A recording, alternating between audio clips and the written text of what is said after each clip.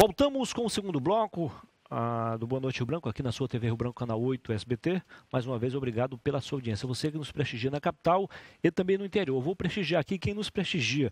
Quero mandar um boa noite especial para o meu amigo Sebastião Muniz. O sobrenome é coincidência, mas eu o chamo de tio. É um vizinho nosso, pequeno comerciante que leva a vida realmente trabalhando muito. É um profissional liberal. Muito bem. Tenho o prazer de conversar agora com o publicitário Wagner Oliveira, presidente da Associação Bem Brasil. É uma instituição filantrópica que tem um trabalho social aqui em Rio Branco há mais de 4 anos, fazendo 4 anos. Isso. E também ele representa aqui a Catalog, é uma empresa do ramo publicitário. Seja bem-vindo, Wagner. Tudo bem? Muito obrigado, Muniz. Tá maravilhosamente bem, graças a Deus. E, mais uma vez, uma alegria, né? Poder estar aqui nessa casa tão especial que eu gosto tanto. Legal. Nos honra muito ouvir isso. Nós vamos fazer 2 blocos com o Wagner.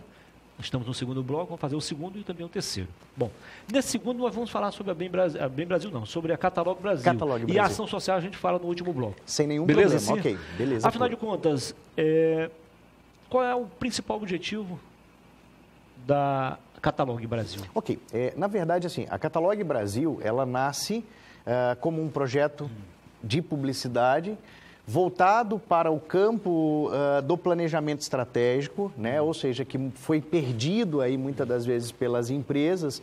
Elas acabaram invertendo o processo, colocando, digamos que a publicidade ou a propaganda à frente do planejamento estratégico. Então, na verdade, nós estamos... A Catalog, ela veio para fazer esse resgate da Lei 4.680, da aplicação, digamos, da coerência da ética da atividade profissional. Então, ela vem, na verdade, com essas ideologias de resgate desses valores e, claro, mostrando para o empresário o foco principal nosso, que é o resultado, né? Então, assim, aí a gente vai esmiuçar um pouquinho isso daí agora, né? Qual é o seu principal forte, o Wagner? É a produção ou a agência? Na verdade, são as estratégias, né?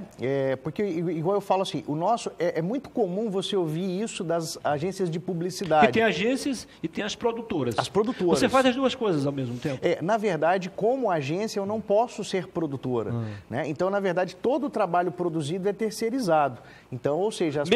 Mesmo para outra empresa? Na verdade... Você não pode ter, digamos assim, você não pode atender a empresa A com agenciamento e a empresa B com a produção? A Lei 4.680, ela deixa claro que a atividade de agência, ela, na verdade, ela não pode intervir diretamente sobre a produção. Então, a produção, ela tem que ser independente, né? Agora, existe um conceito publicitário no Acre, onde o agente é o produtor, entendeu? É muito comum isso, mas o certo era o quê? As agências fazerem, exatamente, somente o papel delas como agência, que é o quê? Está intimamente ligado ao cliente, está focado no mercado, ou seja, onde está acontecendo o produto, a venda, né? Ou seja, a comercialização do produto ou do serviço do cliente. Então, ela tem que estar focada na parte digamos assim, para que o resultado exo aconteça. Então, é muito mais fácil, ou seja, eu contratar uma produtora e mandar produzir e focar muito mais na parte interna da empresa, porque aí eu garanto o resultado para ela. Se eu focar só na parte externa, vamos dizer, na parte preocupar com a produção, eu não esqueço o planejamento e o resultado não vem. É normal algumas empresas de médio e grande porte criar a própria agência? Na verdade, isso não existe, né? Na verdade, o que acontece? Eles não podem, digamos assim, fazer isso. Fazem porque, infelizmente, aquilo que eu te falei, não existe um conselho regulamentador. Então, não tem fiscalização? Não tem fiscalização. Aqui, qualquer um é publicitário, né? Se você for vamos supor, da esquina do centro até a Vila Ivonete, você vai achar umas 10 empresas escritas assim, Joaquim Publicidade, João Publicidade, Pedro Publicidade, mas se você entrar lá e caçar o publicitário, você não vai achar, porque na verdade não existe uma regulamentação, então todo mundo é publicitário, né? Então é uma atividade, digamos assim, muito bonita, mas por um outro lado ela ainda é muito ingrata. Eu até digo assim, é como se fosse assim, imagina se eu resolvesse virar médico de hoje para amanhã, né? Eu faço um curso por correspondência e coloco uma placa lá, Wagner ginecologista. Então quer dizer, qual é a louca que vai vir, ou seja, para poder, ou seja, que eu atendo. E isso acontece, né? Infelizmente, ou seja, não estou falando e nem desmerecendo os profissionais, não é isso. Até porque existem pessoas assim, maravilhosas. Só que a limitação é justamente essa, porque, ou seja, os caras são criativos, atendem muito bem a parte de criação, a parte da produção, só que a parte do planejamento, aí é estudo, aí não tem jeito. Aí o cara é a parte que compete mesmo à academia. Então o cara precisa ser formado na academia para ele poder desenvolver. Mas você tem razão. Agora diminuiu um pouco, mas na área jornalística, por exemplo, há 5, 6 anos, a maioria dos cargos de assessoria de imprensa a maioria era exercida por pessoas que não tinham a regulamentação da atividade, né? Então, assim, isso é muito triste, porque o que eu percebo? Eu percebo assim, como é que você quer crescer pensando de forma amadora, né? Como é que você quer ser profissional? Pois é, como é que uma instituição quer fazer sucesso, quer atingir seus objetivos, cujo assessor de imprensa ou assessor de comunicação não é jornalista? Exatamente. Então, assim, é isso que eu falo. É uma questão de... A gente precisa valorizar e contribuir para desmitificar ou para acabar com essa inversão de valores, né? Isso vai também na área administrativa. Completamente, né? Nós temos vários administradores aí competentes, qualificados e desempregados. Ou alguém quando trabalhando, ou seja, exercendo um cargo precárias que condições. Exatamente, muitas das vezes qualquer outro exerceria, né? Então, ou seja, é isso que nós precisamos entender. Primeira coisa, entender a importância do profissionalismo, porque ninguém chegou lá se não por meritocracia. A gente entende que hoje as faculdades, muitas das vezes, elas dão o diploma, né? Eu contrato muito para as empresas, então uma das coisas que às vezes você pega um cara que é formado em administração e fala para ele, olha, eu preciso que você desenvolva alguma coisa em cima de uma matriz BCG. Aí o cara vai, ou seja, ele não sabe o que é isso.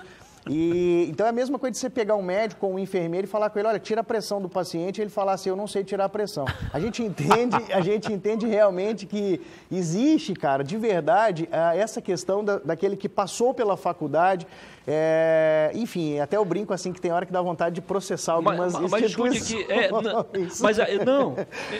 Você tem razão. Tem advogado aí que até hoje não fez uma petição. Uma petição qualquer uma pessoa faz. Meu Deus, é verdade. Tem professor de educação física que não sabe fazer uma tabela de um campeonato de futsal, ou de vôlei. E por aí vai. Tem odontólogo que... Ou seja, não tem medo de sangue, né? Não extrai dente porque não quer ver o sangue. Enfim, difícil, né? A gente tem, mas na verdade isso é uma coisa que... E tem motorista também que não sabe funcionar o carro, viu? Exatamente, ou seja, que não olha se tem água, se tem óleo, né? E aí, o motor aí tem gente aí dirigindo sem carteira. Pra você ver, né? Que loucura que a gente vive. A gente vive umas coisas meio que completamente contraditórias. Mas eu digo assim, quando a gente começou aqui falando, tudo é uma questão de trajetória, né? Existem pessoas que, Muniz, hoje em dia você tem a faculdade, hoje em dia você tem ProUni, Enem, né? Você tem uma série aí de situações que permitam com que a pessoa possa ir para o campo acadêmico, se formar, se qualificar, né? Ou seja, e voltar para exercer uma atividade já qualificada. Na minha época não tinha isso, então não tinha cotas para negros, não tinha cotas para, né, ou seja, para uma população mais carente. E assim, era sempre assim, era um karma. O filho do rico estudava em escola particular para entrar na universidade pública.